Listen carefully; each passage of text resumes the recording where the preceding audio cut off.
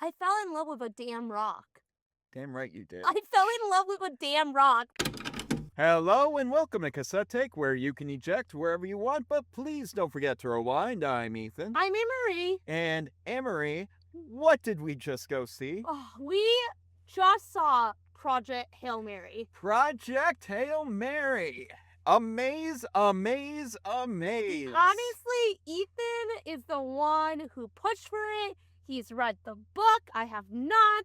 It was number 2, number 3 on most anticipated this year. Yeah, I think it was number 2, and you were so shocked I put, that over, heavy hitters like Dune Part 3 and Doomsday. And man, I take you to see this movie, and Annmarie, what do you have to say about this feature? Not only produced, but directed by Phil Lord and Chris Miller, starring Ryan Gosling, and featuring some badass sci-fi. Yes. So I want to say something real quick. When we went to go see this movie, we saw it in Dolby, which is awesome, by the way. Go see this in Dolby if you can.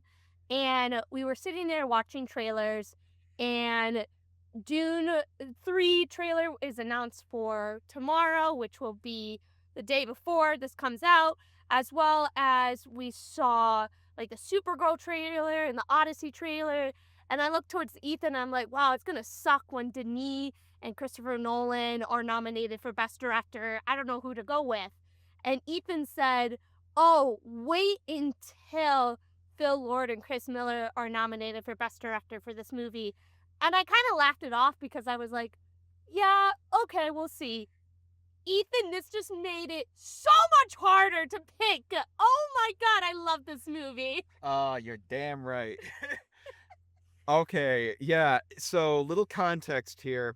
This is basically my Dune. This is my version of Dune compared to Annmarie. When Dune was coming out, right, she had read the book to prepare because she liked Timothy Chalamet and she was like interested to what's going on with this thing. She read the book, she's like, oh, you guys have no idea what you're in for. We saw the movie, I'm like, damn, this movie's amazing. And then Dune Part 2 came out, like, damn, this is even better.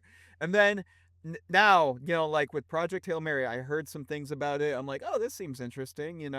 The same writer as The Martian and some different aspects to it. You got Phil Lord, Chris Miller, Ryan Gosling starring. Yeah, let's see what's going on here.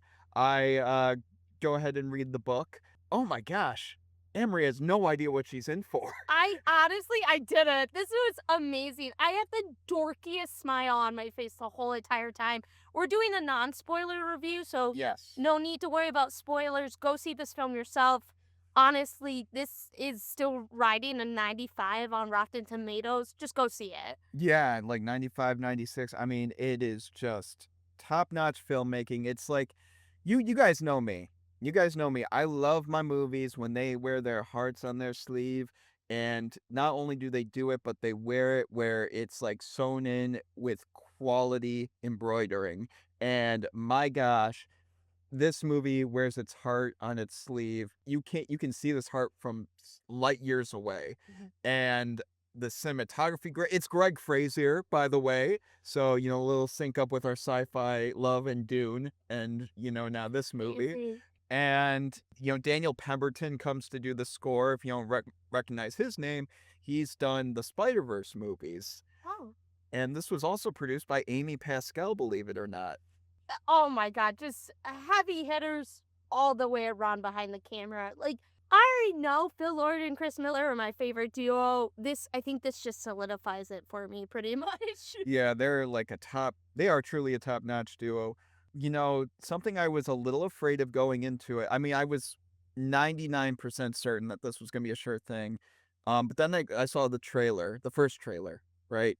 And I was actually a little let down by it because it felt like it was leaning more into comedy than what the book actually has to offer in regards to its seriousness and gravity of the situation, pun intended.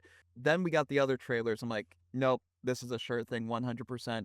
Annmarie had a big smile on her face throughout the whole movie, and me, I had a big smile on my face knowing that Annmarie had a big smile on her face because I knew that was going to be the case, and I just knew. There's just so many things you can be certain about in this world, and this was one of them for me.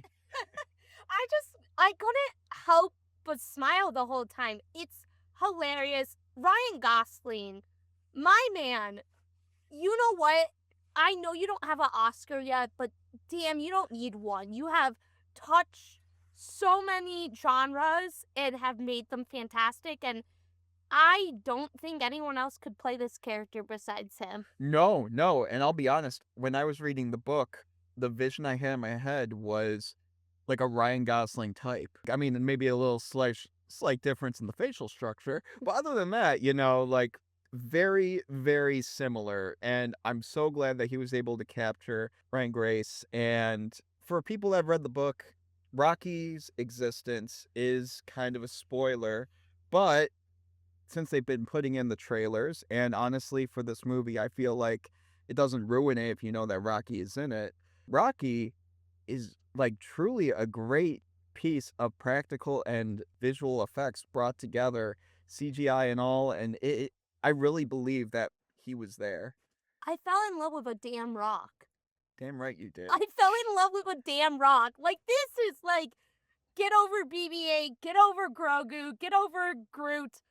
Rocky's here now. Yeah. And oh my god, who voiced him? Amazing. Yeah. Amaze. Amaze, amaze, Amaze, amaze. amaze, amaze. Just absolutely the chemistry between them, because that's a big thing. Like, Ryan Gosling is alone for a lot of this movie. Like, this is The Martian. This is like Castaway. He's alone, and so it's really hard to carry being alone in a film because everything relies on you. And he did a fantastic job. And then Rocky shows up, and their chemistry is just amazing. Like, it's a damn rock, really, at this point. Yeah, and I have any appreciation for actors that can act across something that's not there. And, you know, Ryan Gosling, especially here, with what he brings to the table, it's not just your traditional Ryan Gosling, which is already great, but like he really brings it up a notch here. And it's so, especially as we get into the second half of the movie, he really brings it to that whole other level that you really want to see in an Academy Award winning performance. And, or at least nominated. We don't know about the future. I'm not as certain about that, knowing how this year is going to go with 2026 and what's to come. But this movie is just filled with so much awe, so much wonder, and it's not there unless we have this collaboration of great performances, great execution on the technical side of things, and great execution behind the camera and in front of the camera. I just don't know what to say, because this whole entire time, again, we saw it in Dolby. I think that's the best format. But honestly, you could see this movie in any format. It's beautiful. Honestly, recently I talked to someone about Gravity, the 2012 film, Right. and we talked about how beautiful that film is. Oh my god, this is so much better. The color, just the lighting, like that was the one thing I kept thinking in my head. I'm like, wow, the lighting is so good in this film. Everything about it, it's so beautiful. Yeah, and that's the thing I really love, not only in the movie here, but in the book, just the general story of Project Hail Mary is yes, space is scary, but it is also beautiful. Mhm. And there's so much out there we don't know, we don't understand. And yet, when we go out there to just try to understand it, not to control it, but understand it, it's just such a beauty to behold. And this movie really touches into that. It gives you that same wonder and awe that you like peak Star Trek, I would compare Yeah. it to. Like a great the think of the best Star Trek Next Generation episode. This is like the movie-fied version of that. J.J. Abrams' King of the Lens Flares could never. Oh my gosh. I will say this. So I have so many questions for you, Ethan, because Yes. you are the Project Hail Mary god here, basically, because you know everything. How close is this to the book? I would say the best thing an adaptation can do from book to screen is not to be an exact adaptation, but to carry that same spirit that the original source material had and be the best version it can be on its own. And I think it's pretty darn close to the book. There are some things that they do differently, something in particular with the ending, but I won't get into that. But it still carries that same spirit. I would kind of put it on that same bar as Lord of the Rings in regards to, yes, there's some significant differences from the book, but at the end of the day, when you see those movies, you feel that same Tolkien spirit carried on and heart through these movies, and you get that same thing here with Project Hail Mary. And not to throw you this curveball right away, but you had talked a lot about how you felt similar to me when I saw Dune for the first time. This just like magical moment that came over to you. This is going to be a hard hitting question, but I want to ask it. And I think people would want to know. And I know we're right out of the theater, but do you like the book or movie more? I would say I like the book better. I mean, again, this is fresh out of the movie theater. Now we're talking about it, but I would say I really love the book better. And again, that's just a hard task to, really accomplish here. But it's, your imagination carries the most significance in your own head. And so when you see someone else trying to capture it, it's a hard ask. But I will say, if I were to imagine it as a film not done by me, Phil Lord and Chris Miller and Greg Frazier, their collective vision here for what we saw on screen, that's pretty darn close. That is like very, very, very, very small margin. Like that is almost there to what my imagination was. So I have to go read the book now. Yes. So everyone's got to go read the book now. Everyone read the book. It's all good. Or audiobook if you're that kind of person, with the stuff. What do you have? The The stuff. what's the thing with the eyes, the brain? Dyslexia. Wow. The thing you have, yes.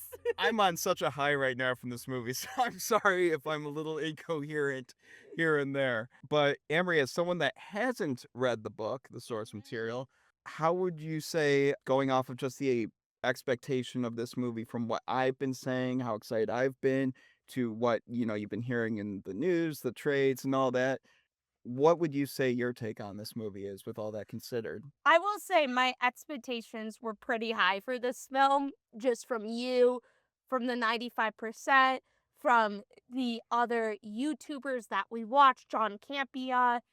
Oh my God. It soared past my expectations. It really did. This film, again, a damn rock, but I just fell in love with it. I was laughing out loud.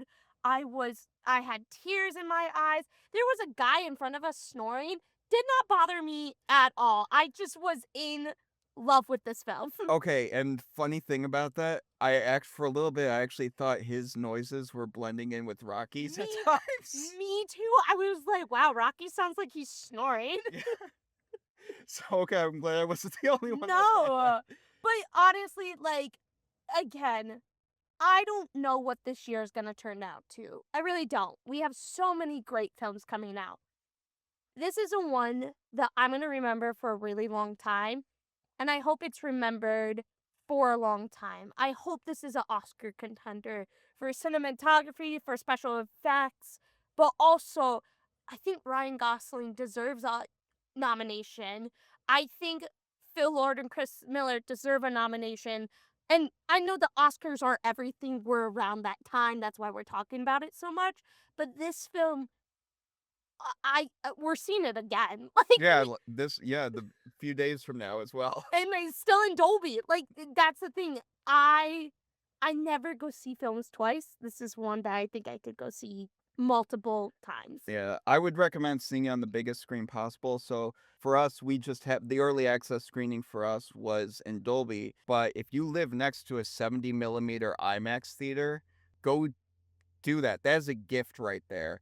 Please go see it there. You will not regret it. Honestly, we weren't even supposed to see it till a couple of days from now, and we just found it. We're like, let's go. Like, full credit to Amory on that. Like, once she said that, I was in my head, amaze, amaze, We amaze. bought our tickets so fast. I just can't believe that this film it's here. Like it's finally here. Yes, So and I wanna go back in there right now and see it again. let's go. It's a 10 p.m. showing. Let's go. Oh, man, but at the end of the day, Amory, we gotta rate this thing. Oh my god, there's so much to say about it, but yes. Yes, there is. But we are unfortunately not doing a spoiler talk here. Maybe we'll do one down the after the movie's been out for a few days, universally. But as of now, we're a few days away from release, so we'll just go with our non-spoiler thoughts. And with that, Amory, I gotta ask you, out of 10 bumps that have been fisted, I was so excited for this rating scale. how many would you give Project Hail Mary out of 10? You know what? I'm breaking the scale. It's 11 out of 10 for me.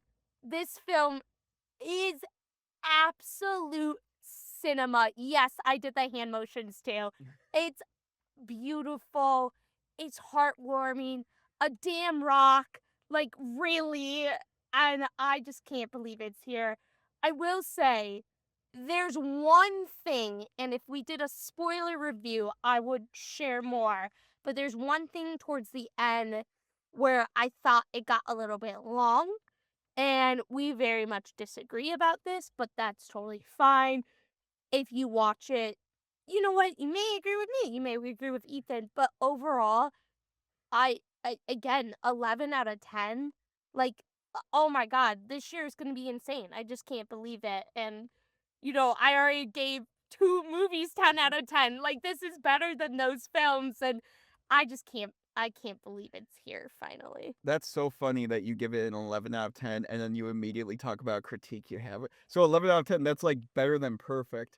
And that is so funny. That goes to show how great this film is. It's great because even though I personally wouldn't make that choice in the film, it doesn't matter because this film overrides that to me. Wow. It truly does transcend. Like, it does exactly what cinema is supposed to do. Yes, Ethan and I grew up loving film. That's why we have this podcast. That's why we like to share our thoughts with you. And a lot of times we go see movies, and there's some are good, some are bad, but there's so many limited movies that we go see, and I think it brings me back to that little kid that went to go see The Incredibles for the first time or Star Wars for the first time. And it just, I don't know, like it just has this warm hug feeling. And I felt that with this movie. I couldn't agree more. And with that, I got to give my rating an 11 out of 10. If we're putting the bar there, I got to give it an 11 out of 10. This one goes to 11. Rest in peace, Rob Reiner. It is just such such a great movie. It's one thing when you say like, "Oh, yeah, this movie's going to be great" because it's got a lot of things lined up for it.